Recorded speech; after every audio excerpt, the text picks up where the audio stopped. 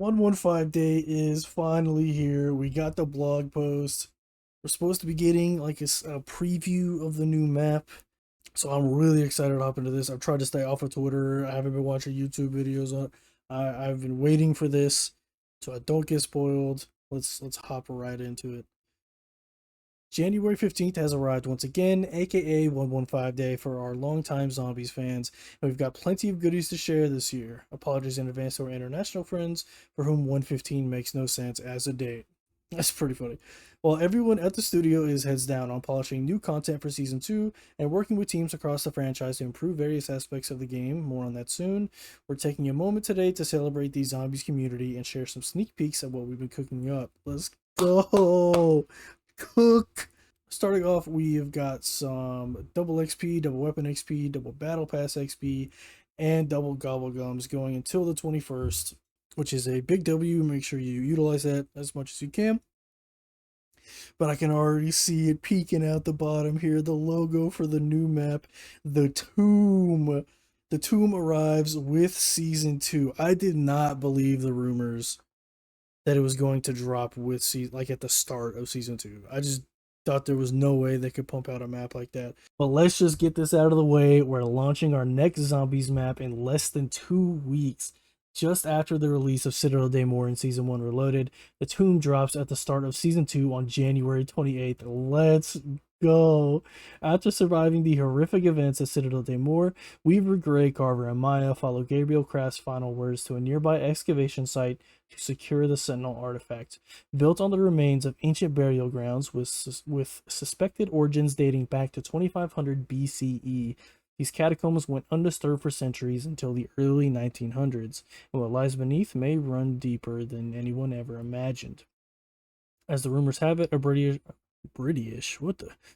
archaeologist by the name of Sir Archibald Fotherington Smythe conducted an excavation of the site back in 1908 with grand expectations. Although no one can say for sure what became of him, a handful of photographs from this doomed expedition have recently surfaced. Okay, cool. So we're getting the map previews in like old photograph form. I like this. We got like a triangle door. This reminds me of Destiny, the final shape, going through the Traveler. Is that like a tunnel? Maybe a tunnel thing back there. Maybe this is where like the fire goes or something.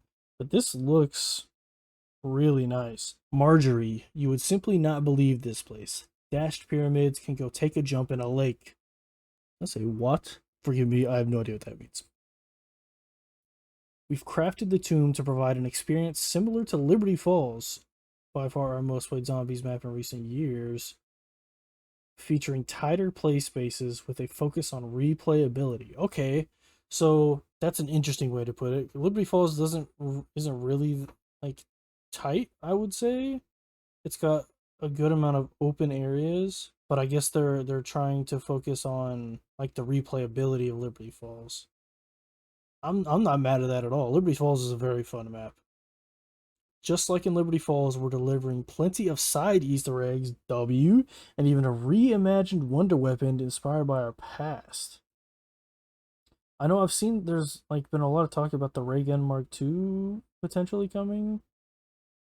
Although if you're like reimagining it, I don't think they would just bring back the ray gun Mark II. So maybe it's something different. But that's all we'll say for now. Okay. Also, it just says a reimagined Wonder Weapon singular, so I guess that means we're not getting like elemental staffs in this one, like a lot of people were talking about, which isn't like a bad thing. Would have been kind of weird to have back to back maps with 4 elemental Wonder Weapons, but as a reminder, every Zombies map in Black Ops 6 is an original location built from the ground up for the mode, but that doesn't mean we can't enjoy a wink and a nod here and there. On that note, we're going for something a little more evocative with our Pack-a-Punch camos this time around. I'm curious to see what that means for them, like evocative with the Pack-a-Punch camos. I've liked the Pack-a-Punch camo so far. Like I guess the Liberty Falls one was kind of, I don't know, makes you think of beans a lot. But I really like Terminus's Pack-a-Punch camo. I think that one's probably the best. And I also really liked the Citadel Pack-a-Punch camo. I thought that the colors that they chose for that were awesome. So I'm curious what evocative means for this map. And what if we told you one of the most iconic SMGs in Zombies history was coming along for the ride? Interesting. Off rip, that makes me think of the MP40. Like, as someone who hasn't really played a lot of the classic Zombies, because I mean, I'll be honest, the reason I didn't play Zombies back in the day was because I was scared. I was a put. But the SMG that comes to mind most for me is the MP40. I would also maybe say, I think Black Ops 3 for me probably would be like the PPSH comes to mind for me a lot in that one. So either one I'd be happy with. I'm kind of, I liked how the MP40 feels, man. It is such a smooth SMG. I think I'm hoping for the PP, or sorry, the MP40, but I would not be mad with the PPSH either. I mean, that was in Cold War. I guess we've had an MP40 more recent than we've had the PPSH, because PPSH was in Cold War and the MP40 was in Vanguard. But I'd honestly be happy with either one. This looks dope. We got a circle doorway over here now. That's interesting. A lot of these pillars are like broken. I wonder what that means. I mean, I would not feel safe in here if all these like support pillars are broken. Stay tuned for more details on the gameplay content coming to the Tomb and Zombies overall in next week's season 2 reveal blog. Okay, so we're getting another like a big blog next week. Gotcha. I'm hoping they don't like overshare about the map in that blog. I hope a lot of it is focused on just like the general gameplay content and not necessarily the map itself. But we'll see. All right, the Tomb OST awaits. Just in time for the new map's release, Treyarch's own metal maestro, Kevin Sherwood, and the rest of the audio team are hard at work finalizing the original soundtrack for the Tomb. Keep an ear out for a full album of Insanity at the end of the month. W, they always do very well with the OSTs in Zombies. Like many of you, we have fond memories from back in the day when we used to tease the next Zombies map's Easter egg song in some pretty fun ways. This time around, you won't need to hit the game over screen for a quick hit of what's coming for you in the Tomb. Any guesses on who our next vocalist could be? I don't know if this is like YouTube safe music, so I'm probably not gonna play it. Also, if I don't know if this is like from the Tomb OST or if this is just music from whoever the guest vocalist is. Either way, like if it's the guest vocalist, it's probably not YouTube safe. But if it's from the OST, I don't want to hear it until I'm in it. You know what I mean? So if you want to hear it, I'm pretty sure they have it up on their Twitter, on Treyarch's Twitter. But I digress. Season 2 quality of life preview. Awesome. There's plenty more coming to Zombies in Season 2, including a fresh batch of quality of life updates the team has prioritized. Here's a preview. Challenge tracking and near completion in Zombies and multiplayer. Wait, so is challenge tracking not coming to Warzone? I'm doing the Warzone gamma grind right now. And so if we're not going to have challenge tracking in Warzone, that is a bummer. Especially because there's so many challenges in the Warzone gamma grind that just do not track.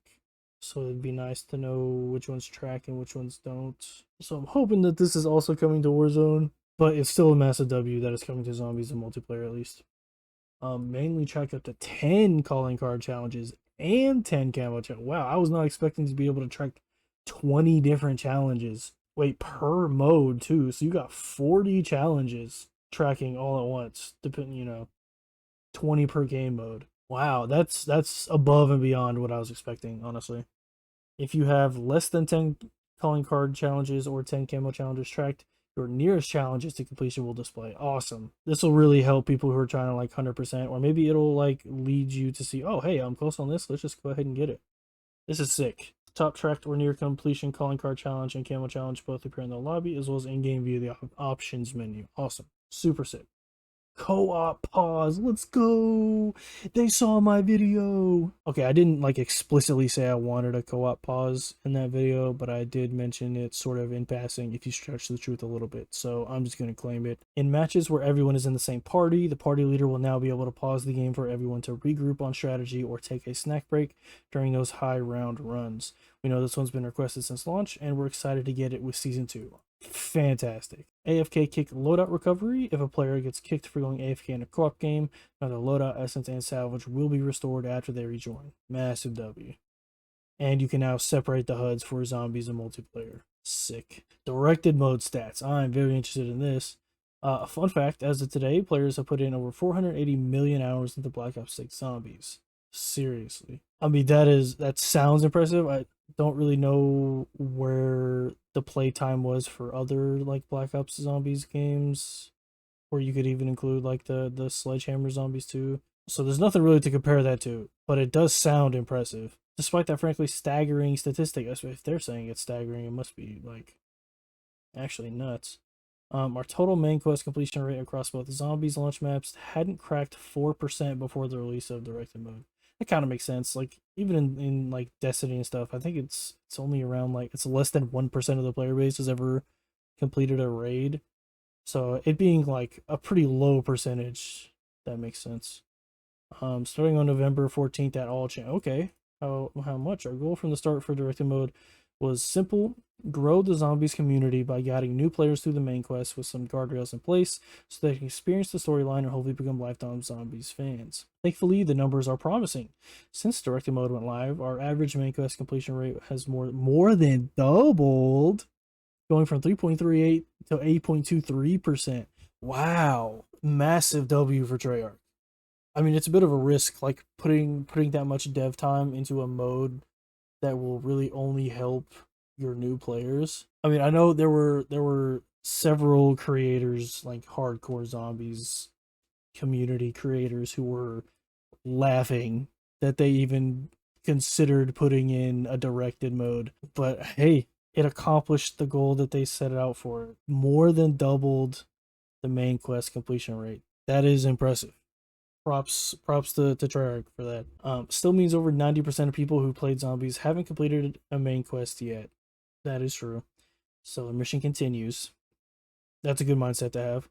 But we're proud of these initial results, as you should be, and excited to welcome so many new players into the fold with this new feature, onward and upward. Yeah, massive W for Treyarch there. It was a gamble, and it paid off for him. Fun with Pack-a-Punch names. Adding weapons into zombies can be a lot of work. Aside from the basic setup that every weapon has just to get into the game, Zombies enhances it even further with a process we know and love as Pack-a-Punching.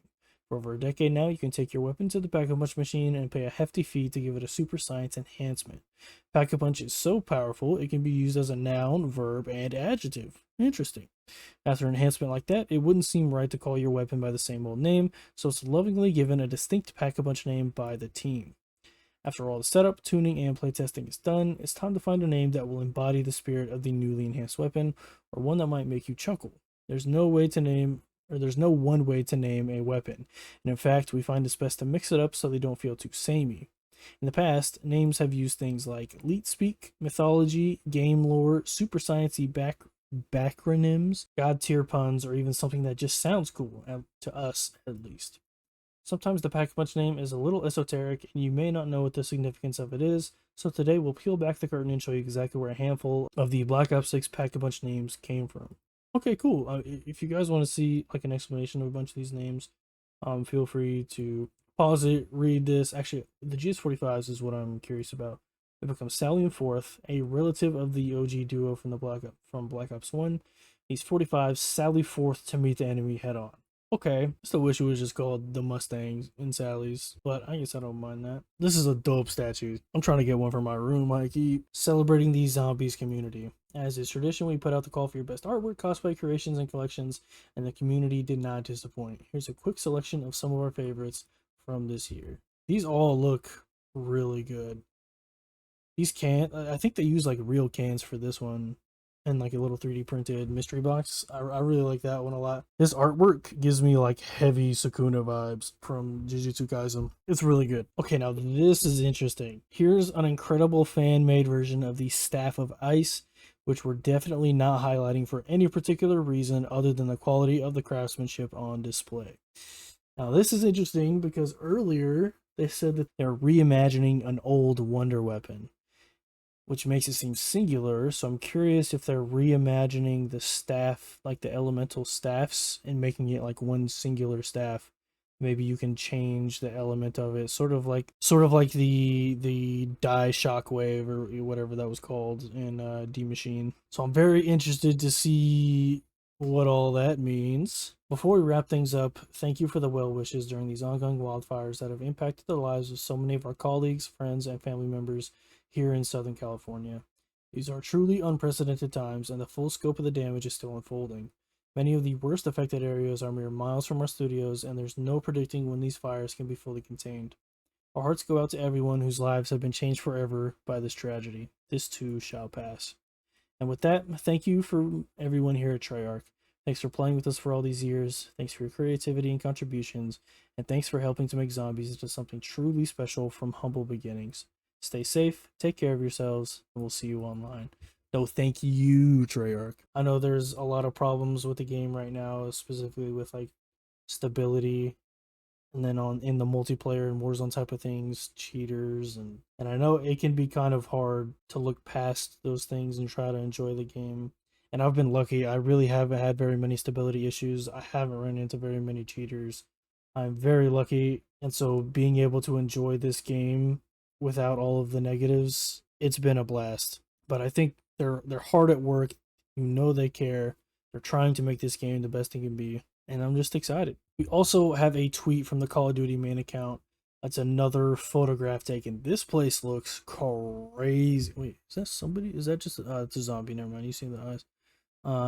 Is that like an arsenal machine there? A little armor upgrade there too.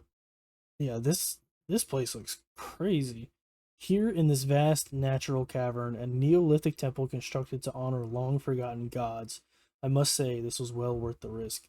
Wait, God, so like obviously we have like the Sentinel artifact that was from Vanguard, right? If I'm remembering right. And I know in Vanguard, like a lot of your field upgrades were like based on gods and like their abilities and stuff. And we were like fighting with gods against another god. Were we fighting like against, what was his name, Cortifex or something like that? Anyways, I wonder if this like temple was constructed for those gods as like a tribute or something. This place looks crazy. I don't know if this will be like a boss fight arena, or maybe this is where you go to like start the arena and it'll teleport you somewhere else or something. Either way, this map is looking to be really interesting. I'm really excited to jump into it. I did not expect it to drop so soon. We've got another blog post coming next week that's going to have a lot more info in it. So I'm excited to see what else season 2 is going to offer in terms of zombies updates, but also multiplayer. Hopefully some Warzone updates to make this camo grind easier, because I'm losing my mind and I just wish it was over. But the camo looks so good, and like nobody's gonna have it. It's probably gonna be the least acquired master camo, and so that's probably the main reason why I'm trying to do it. But I just want to play zombies and multiplayer, man. Anyways, I'll catch you guys in the next video. Peace.